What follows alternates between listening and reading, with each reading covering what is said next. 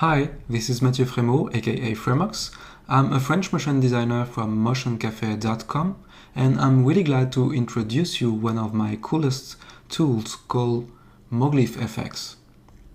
What Moglyph FX does is to combine a procedural module like Mograph from Cinema 4D with some glyph shapes embedded entirely in text fonts.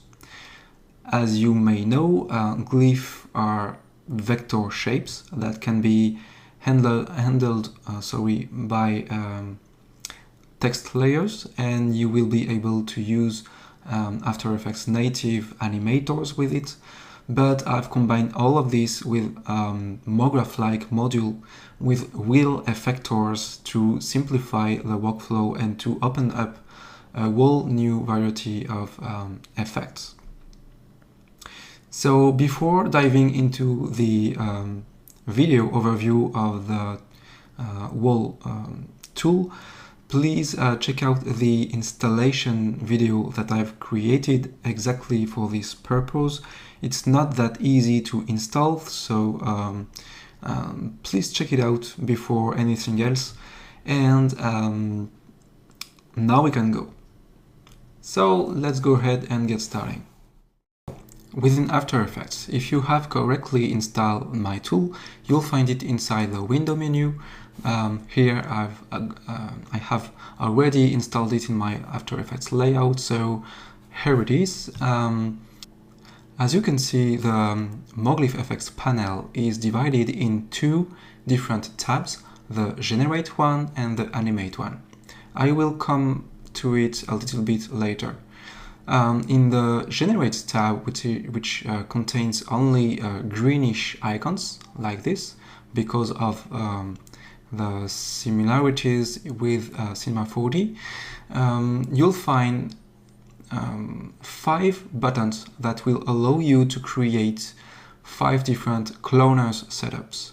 The Spline cloner, the linear cloner, the radial cloner, the grid cloner, and the honeycomb cloner.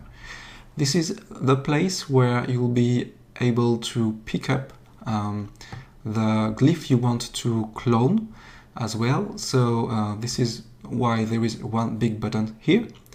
And we have a bunch of options. I will talk about it later. So this is it for the Generate tab. The next tab is called Animate. This is where you'll find 6 different effectors: plane, delay, formula, random, step, and time effector, with a bunch of options as well. So let's start with the Generate part of the panel. As you can see, if you try to click on any of the buttons for now, nothing happens. This is just because you haven't created any composition yet. So let's create a composition. I will let it as it is and try to create one of the cloners. But before that, since it's a quick start overview, there is one little advice that will allow you to learn my tool really easily and really quickly. As you may know, I have developed another tool called Springy FX, and I've done the same thing than in Springy FX. So if you Alt-click or Option-click on any of the buttons in the UI, you will see a nice little window popping up that shows what the tool is about. So if I try to Alt-click on the first one here, the Spline cloner, here it is. You have a nice description of the tool. So it says that this is one of the best cloner setups that allows you to clone your glyphs along a mask path or a shape layer path. So it's really awesome. You will see it in action in a few seconds. And you have the same thing for any buttons. So the second cloner is called the linear cloner.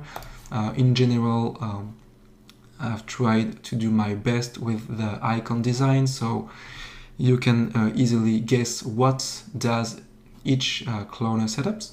So this is linear. You can clone your glyphs in horizontal rows or in vertical lines or in diagonals. You have then with the third button a radial cloner. If I alt click on this one, it says that it will clone your glyphs on a ring. The fourth button is called the grid cloner.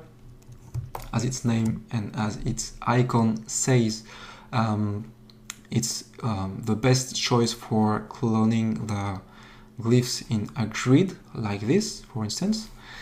And you have another one that comes from Cinema 4D release R18, which is called honeycomb cloner. You may already know another tool called Cloners plus Effectors, which is really awesome, I have to say. But to be clear about some of the difference with it, for instance, the Spline cloner and the honeycomb cloner already exist in my tool here. So, how does it work? First, you will have to select the Moglyph font you want your glyphs to be picked up among. So I have gathered a bunch of fonts and I have designed them and I have arranged, structured them in a drop-down list, which is right here. For by default, you will be on the Moglyph basic geometry font, which is pretty cool. And you can deploy this drop-down list and see what other fonts already exist in this tool. You have Moglyph basic geometry, you have C radial, C spline, directional, iconic, people, and there will be in the future more of them. So this is a continuous library of fonts. So hope you like all of them. So basically, for the moment, I will stay with the Moglyph basic geometry, which is a font that contains only squares variations, circles, polygons, and triangles, basically. So I will stay with it, and I will choose, let's say, this one, a grid cloner, for instance. So, as you can see, there isn't anything for the moment, but as soon as I click on this one, grid cloner for instance, a grid of squares has been created. You have now a new layer with a green label, which is called Moglyph cloner with grid in its name, since it was on the grid cloner that I have clicked on. So you'll find all the options in the effects. So if you click on the Moglyph cloner grid here, you'll have a Moglyph cloner in the effects panel, and you can deploy all the subgroups that we'll find. By basically, you have for the cloners only two subgroups, which are named object and transform. This is exactly the same names as the tabs in the cloners from Cinema 4D. So I've tried my best to reproduce the structure of each cloner with the same named properties. So it helps you learn and use my tool really efficiently. So for instance, as you can see, if I click on this cloner, I have in the object group a bunch of options. Let me try to explain them a bit. You have, for instance, the count X, which stands for the number of columns. Okay, so if I try 2 columns here, I have only 2 of them, and I can have more rows in the count Y. Here I have 5, 1, 2, 3, 4, 5. I can, of course, play with these settings to have more or less clones. So I will reset it. So if you have correctly installed the tool, you should be able to reset each of the setups with the reset button. Right here you have the X gap that make more spacing between the glyphs. Here in the X and in the Y you have some other options that concerns only multiple glyph shapes. I will talk a little bit more about this later. So this is the object group, and each of these cloner setups on these on its own its own group of properties. So the one from the spline cloner won't be the same than this one, for instance, and the radial you will have again other options like the radius, for instance, something like this. So keep that in mind. Object contains all the specific options for each cloner setup. In the transform tab here you'll have the ability to play with the position X, Y, the anchor point, which is the X center and the Y center, but you can't see it here. But if I play with it, you have changed the anchor point of each shapes. So for instance, if I try to rotate all the glyphs like this, as you can see, the glyph turn along the center here, as you can see. If I do this, each square turns around the center. But if I now move the X center, let's say by 100 and 100 on Y, look at what happened with the squares. Now you can see, if I turn them, that it turns by this center, this corner. Okay, so as you can see, if you don't notice any change when you play with the X center and the Y center, don't worry, it works. It's just that it will be useful only for rotation and scale, since it's the anchor point of each glyph. So you have the possibility to play with position Z if you turn your text layer in 3D, and if you do this, don't forget to play with the text animate enable per character 3D. So now I can play with the position Z. As you can see, this is a simple basic text layer, so all you already know about text layers is applicable to can be achievable with my tool, since this is just a basic text layer in After Effects. So you can still play with 3D options, but for now I will just come on a 2D layer. So I will continue my demonstration. So you can scale it in X, so the horizontal size, while 100% is the default size. Scale Y is for the vertical only, and so on. So you can rotate all of the glyphs at the same time. Keep in mind that in the transform here, you will transform and affect all your glyph in the same way. This is really important to understand, since other cloners will offer you some more advanced transform properties that will affect clone by clone in incremental way your glyphs. So keep in mind the transform affect all your clones in the same way.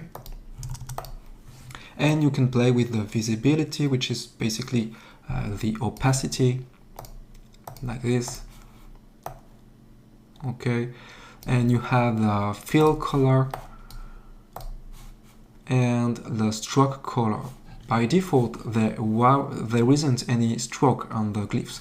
You have to apply it directly on your text. So if I choose my Moglyph here, I can then add a stroke like this by increasing this value here, and now I can play with the color of the stroke just like this. Okay, so I will turn the visibility to 100%, and this is it for the basic explanation of the grid cloner.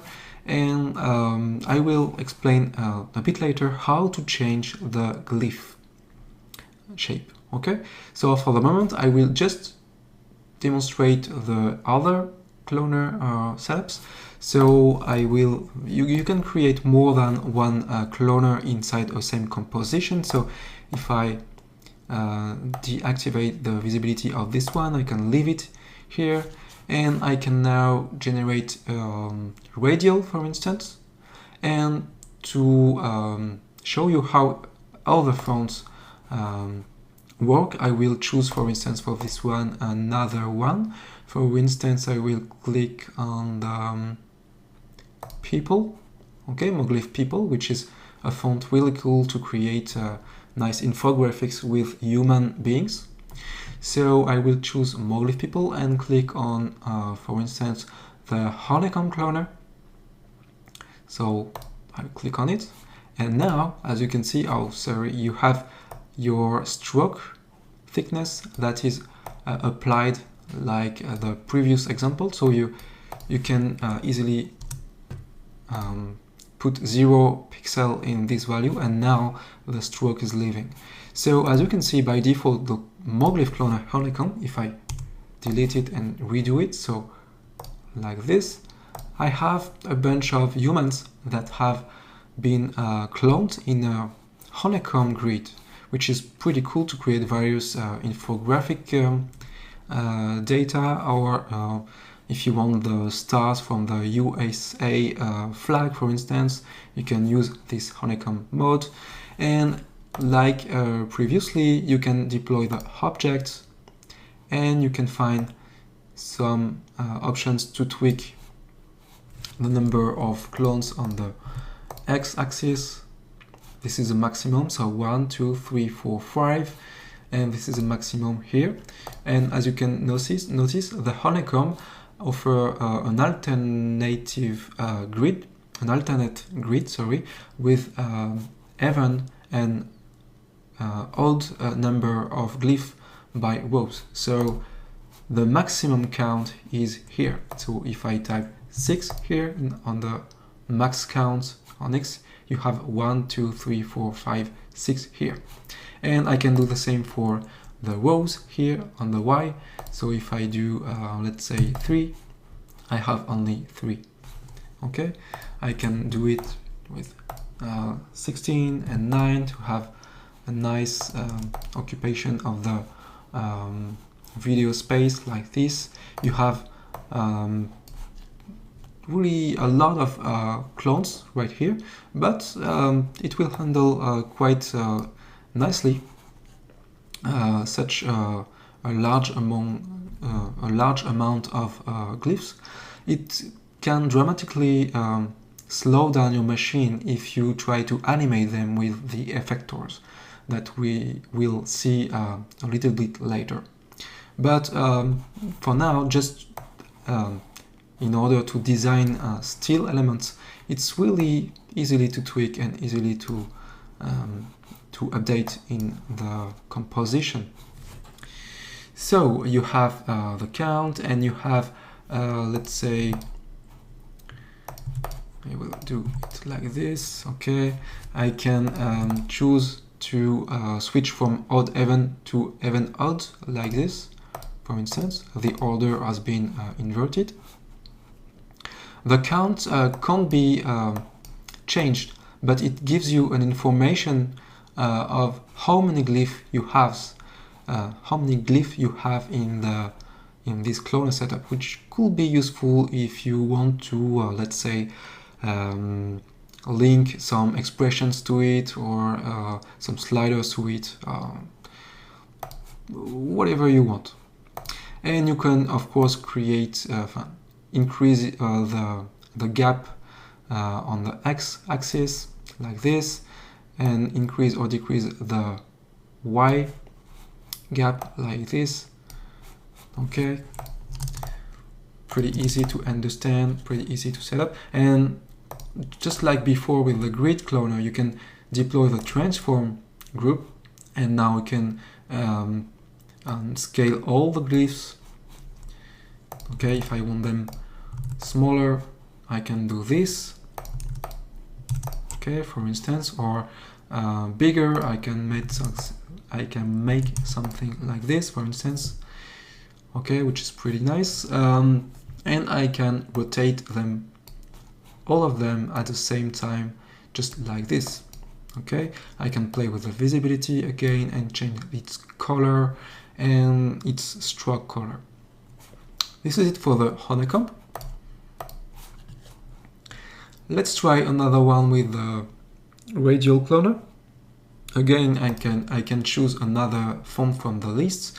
I will try for the moment the Moglyph directional, for instance. So Moglyph directional, click on the radial cloner, and you have this. As you can see, before with the basic geometry you had a perfect square, and now with the directional you have shapes that are not perfectly uniform, like this rounded rectangle. So I can play with the settings in the Moglyph cloner effects like this. Again, in the object group you can change various settings, like the count, for instance. As you can see, it updates instantly the number of glyphs in your composition, and you can play with the ring radius. Okay, pretty easy to understand and to play with. You can align clones or not align them. If you uncheck this box, as you can see, now the glyphs aren't aligned on the circle anymore. You can then transform them to rotate them as you want, for instance. Okay, and you can, if you want to, you can play with the rotation completion. Okay, rotation completion. By default, this is a full circle with 360 degrees circle. But if you decrease this value, you can do really easily some arcs, for instance, and you can play with the rotation offset like this to make the glyphs rotate around the center. Okay, so pretty easy to understand. I can do a perfect circle here, and I can turn all my glyphs like this, and if you want to, you can increase the value more than one turn. So you can, for instance, make something like this. You will see some cool example in the future that use this feature with higher value than one turn, like if you want to do some spirals, for instance. So this is it for the radial cloner. Let's continue with the linear cloner, and I will keep the best one for the end, the spline cloner at the end. So let's continue with the linear cloner, and I will choose, for instance, an iconic outline, for instance. I have to say, Moglyph iconic outline and my Moglyph iconic solids come directly from the Font Awesome free fonts. So I have gathered the best glyph that I have found.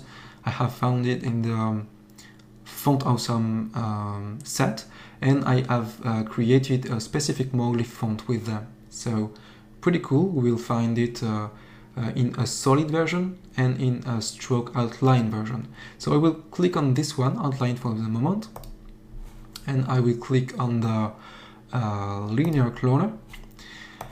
You will be prompted to choose if yes, you want to align from the first glyph on the left, like this.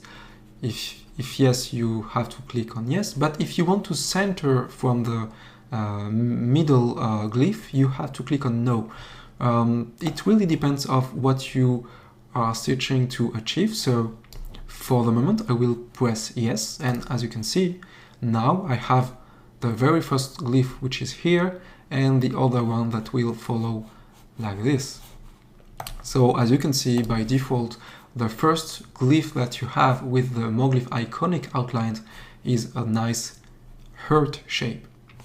I can again go inside the Moglyph cloner options in the effects, deploy the object, and click on the count like this. Okay, and I can play with the offset just like this, which is pretty cool to achieve a nice LED effect or video game effects, retro effects, all kind of cool things that you can play with just the offset. You can, the most important part of this linear cloner is in the object, so don't be confused about the transform, which transform all the clones at the same time. I have already explained it. And in the object group, the subgroup called per step transform. In the per step transform, this is exactly where you will be able to play with this arrangement. So by default, the linear setup will do a nice diagonal arrangement, but you can, for instance, zero out the position Y like this, and now you have a perfect horizontal line. You can play with the X position like this, and now you can have, if you want to, all your hertz at the same place, and now you can play with the Y like this.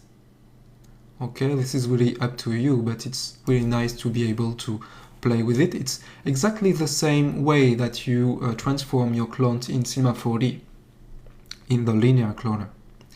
So again, you have the ability to have a position Z if you activate the per character 3D, and you have the, let's crank it up a bit like this. You can scale it on X in an incremental way, which is pretty cool too. So if I do something like this, as you can see, let me show you a bit. Okay, as you can see, if you type 200% in scale Y and scale X, you'll find that the second glyph right here is exactly 2 times bigger than the previous one, and so on and so on. So this is really to understand how each glyph will be transformed by the previous one. Okay, this is how it works. This is incremental. So by default, this is 100%. Okay, pretty cool. And you can, for instance, rotate them in an incremental way as well. Okay, no rotation for the first. Let's say 45 for the second one, 90, and so on and so on. Okay, this is really cool to achieve many effects. Hope it's clear enough. I will end up with the spline cloner. So let's make it invisible and let's create a spline cloner. But take a look at what happens if you don't, if you are not careful enough.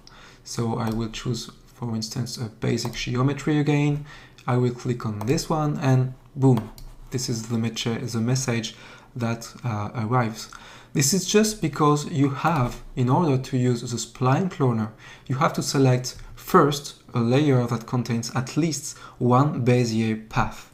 So what I like to do is to create them on a shape layer. So I will take my pen tool, I will make a no fill, and I will make, for instance, a stroke, okay, with a low value and a nice bluish color, for instance, in order for you to see it. I will click anywhere in my comp and draw a nice path, for instance. Okay, something like this, nothing too fancy. And I will select this shape layer, okay, before clicking this spline cloner button. So I select it, and now I can click on this button. Take a look at what happens.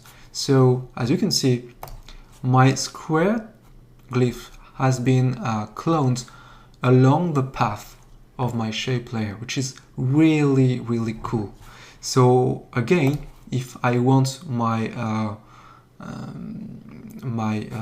clones to be with more density on the count or with transformations, I can still go in the Moglyph cloner spline here, click on the Moglyph cloner effects and deploy the object. As you can see, there are a few more options available only for the spline cloner. So I can choose, as you can see, the spline mask from has been automatically detected and set it up correctly with my shape layer. Okay, my shape layer 1, which is the one that I have drawn before, it has been automatically assigned in the drop-down list. So as you can see, if you can choose any of the other layers that already are in your compositions, at least if they have at least one path, one Bezier path. So it can be a mask on the solid, for instance. So let me show you that I can do a solid, okay, like this, and I can do a mask on this. Okay, perfect. I can mask it, and now I can go in my Moglyph cloner spline, and if I choose in the spline mask form, I can choose my pale gray orange solid, and it will detect automatically the path from my solid, which is pretty cool. So if you duplicate your Moglyph cloner spline like this, for instance, and if you want to have other properties on the second one, for instance, I can do something like this. Okay, since the spline is the same in the spline mask from, as long as I have the same, I can do something like this, for instance. Okay, I am moving the points and the tangents from the mask that is contained on my pale gray orange solid, and as you can see, your two Moglyph cloner splines now react in real time to the transformation of the path, which is really, really cool. So let me delete all this and let me explain you a bit more about the Moglyph cloner splines. As you can see, I have deleted the solid with the mask, so it can't find the shape layer anymore. You have to reassign the spline mask from here, the shape layer. Okay, I can reassign it manually, and now I can do a few cool things. I can increase the count, for instance, and which is cool with the mod, which is on the even bounded by default. You have another mod that I will explain just a few seconds later. So the first mod, even bounded, means that the first and the last glyphs try to remain on the path, okay, at the very extremities, and all the other glyphs that are created in between when I play with the count, okay, are evenly distributed between the first and the last one. This is what it means. So I can play with this option. Okay, pretty cool. And I can play with the per step unlimited, which is great for other kind of effects. So if I take this one, as you can see, if I increase the count, now it doesn't rely on the extremities, but it's generated, the very first is generated exactly on the center of the path, okay? And if I increase the count, you'll have the glyph that will be created incrementally, each one after each one, along the path, and it can even be further than the extremities, like this. And if I now play with, if I edit the path, as you can see, the spacing between the glyphs remains exactly the same, which is really inconvenient for some kind of effects. I will show you a few minutes later how to create, for instance, a nice chainmail with this technique. So keeping that in mind, if I choose even, okay, and if I have, let's say, 24 clones, but now take a look at the spacing here. You have seen that I re-chosen heaven. Okay, so if I take the shape layer, and now if I move the extremities, take a look carefully at the spacing. If I play with the shape, oh, sorry for this. If I play with the shape, okay, by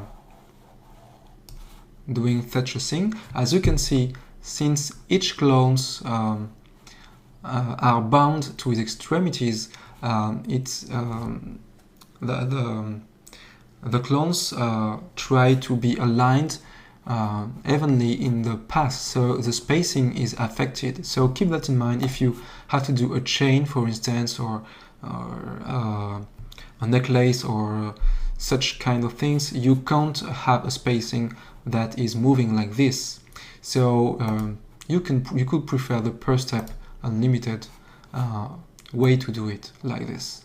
Okay, so if you choose this per step unlimited like this, you could not be happy with the spacing of the glyphs. Keep in mind that by default with this step, with this per step mode, it will rely on the size of your glyph, and all the glyphs by default in Moglyph are 200 pixels. So each clone is generated 100 by 100, meaning that the spacing is exactly of 0 between each glyph by default. But if you do not want this, and if you want to space up them a bit, you can play with the start, okay, and the end, okay. So you can make them travel if you animate this for these settings, and you can spacing them a bit like this. Note that if you choose the even bounding mode, you can still choose the, so sorry for this, I will re-edit the path for the shape layer. Okay, so as you can see, you can play with the start, and now as you can see, you can make the clones be arranged on a portion of the path only, just like this. Okay, and the offset here is just here to be able to make them travel along the path, which is really cool to make a wide variety of cool effects. So this is it for the 5 different cloner setup. Now I will show you how to deal with the different shapes of your glyph. As you can see, as you have seen until now, all the cloners come with the very first glyph default shape, which is for the basic geometry, for instance, a basic square, and I will show you now how to change it. As you can see in the panel in the generate tab, you have a glyph cloning sub-panel here, where you can find two different options, manual and procedural. Okay, until now I have only used the procedural way. I will leave it as it is for now, and I will explain the other one a little bit later. For now I will leave it on procedural. This is a default state, and I will click on add new glyph, but for now if I do it, nothing happens. This is just because you have to change the glyph shapes only on cloners that already exist in a composition. So let's try another cloner setup, for instance a linear one with the Moglyph basic geometry for now, which will be nice. So I click on it, I will choose just I've chosen yes previously. I will choose no for the moment. You will see the difference. As you can see now, it is centered on the middle one. So I can even reset it, and if you have correctly installed the tool, it will end with this setup, which is a perfect row horizontal. So I can add a few objects like this, and I will now be able to click on the new glyph.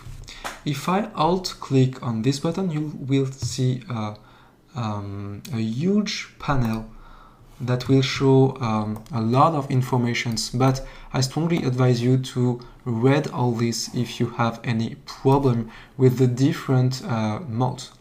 So I will close up for now. I'll try to do my best to explain it as clearly as possible.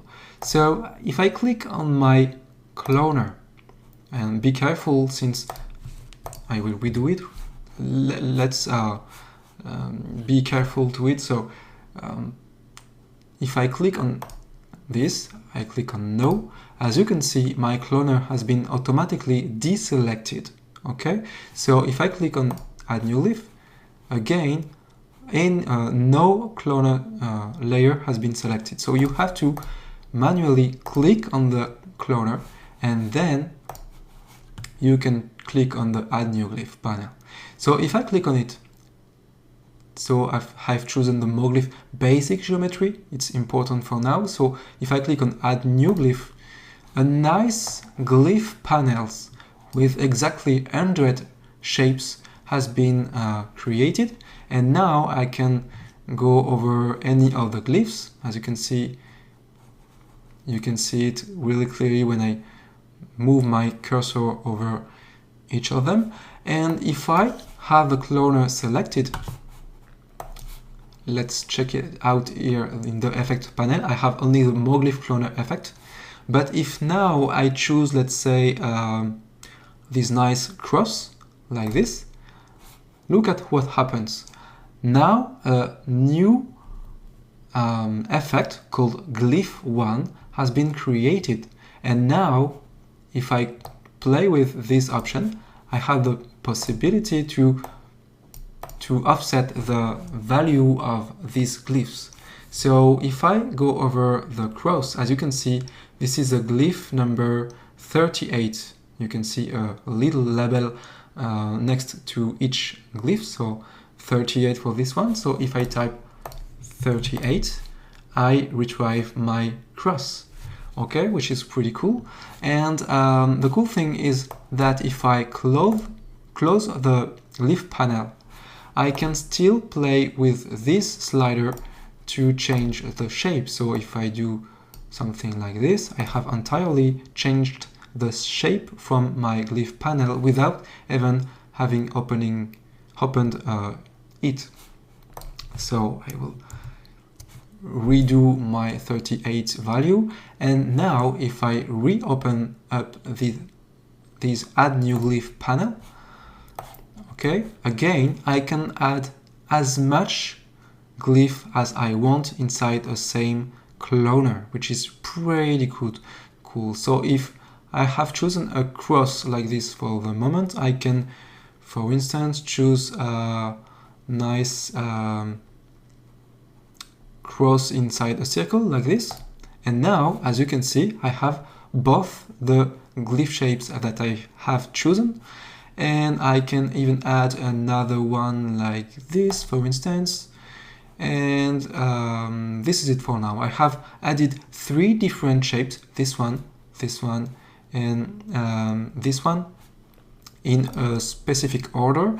And to help you visualize how the cloner deals with the order of these glyphs, I will, in the Moglyph cloner, go inside the object group and increase the count a bit.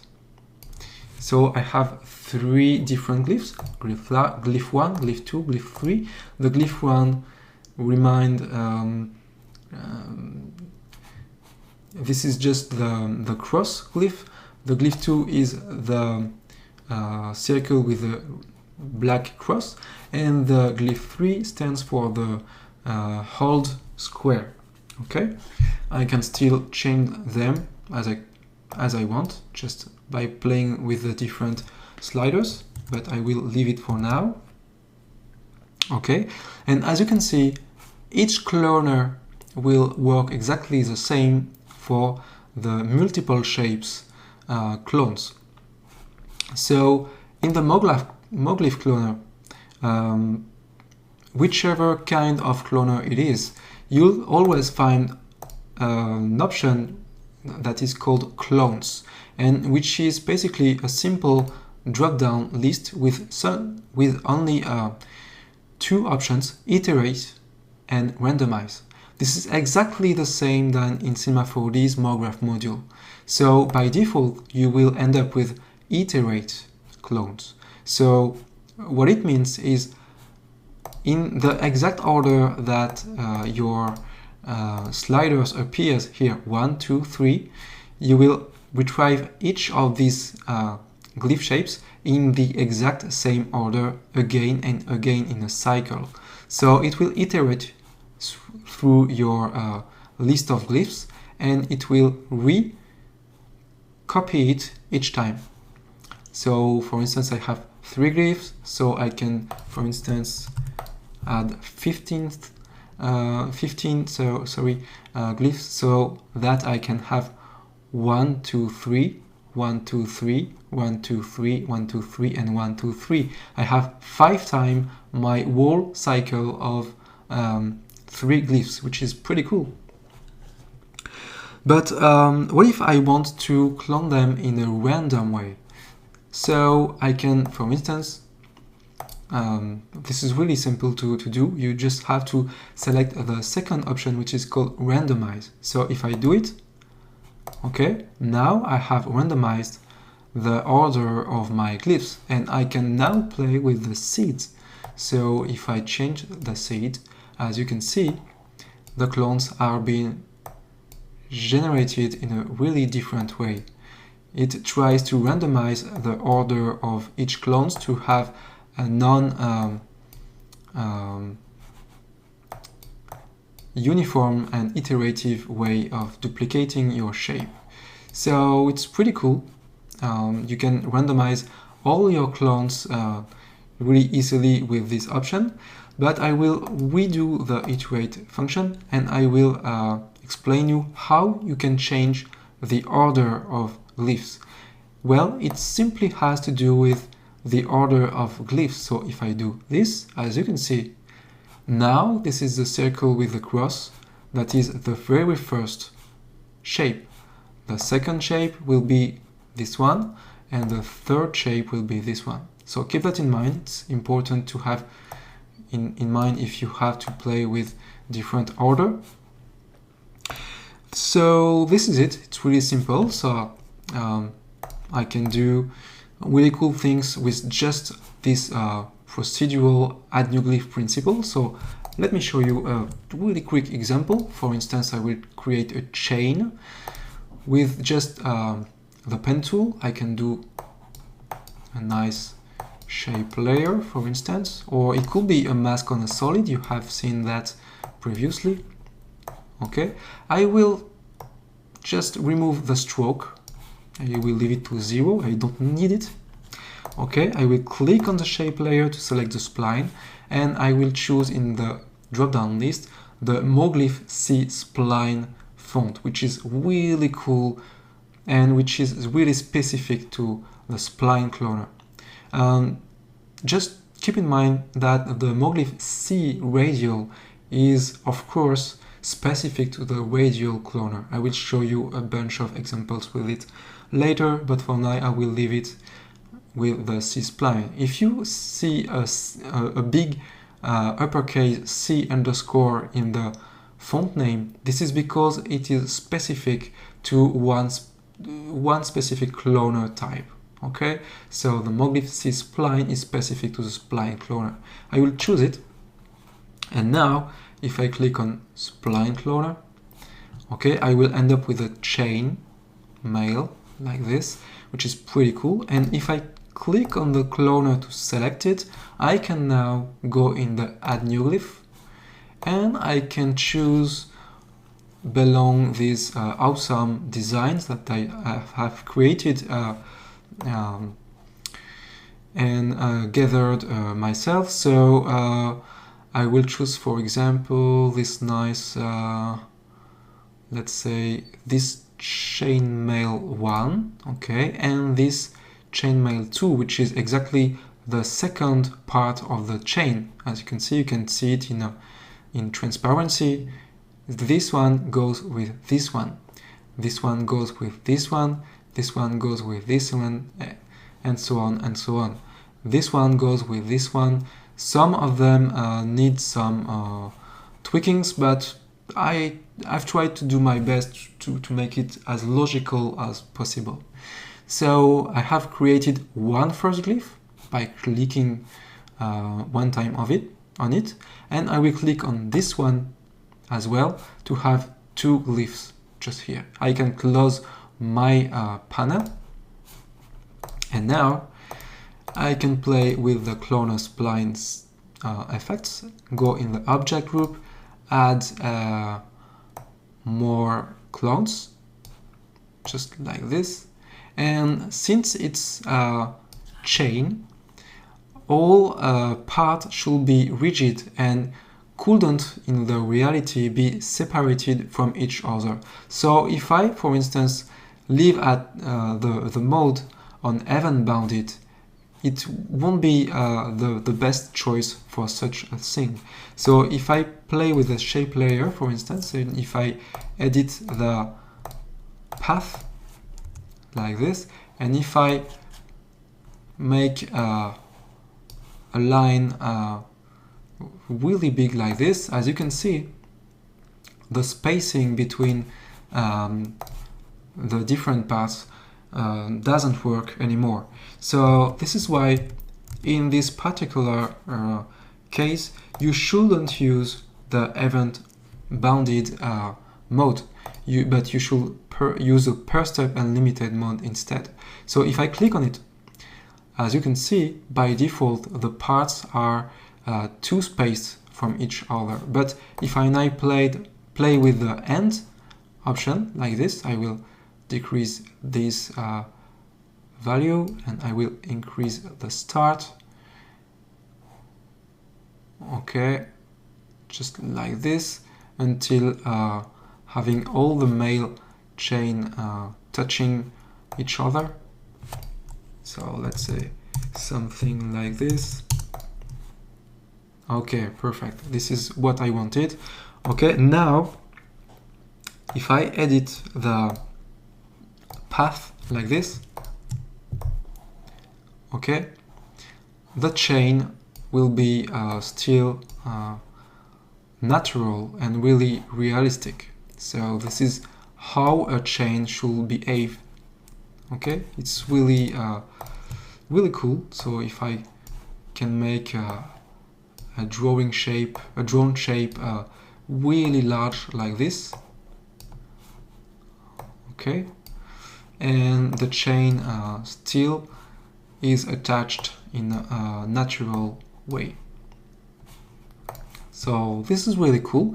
You can animate your path, of course. So if I animate it like this, for instance, just imagine how efficient and how powerful it will be if you already have CC, the latest CC 2018 version of After Effects. See it? Really cool, as you can see. Okay, this is really, really nice. Okay, I do not know any other plugin or other script that does such a thing, so it's really nice. I can play with the offset too, if I want to.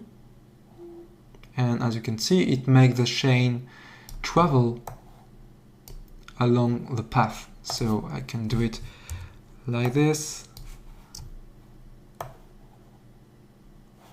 As you can see, there are a lot of glyphs, near 80. This is really a big amount of shapes. So it will slow down a bit your machine. This is totally normal. So don't complain about it. Keep in mind that each shape should be normally be a separated layer without my plugin, and since all the text layer handles all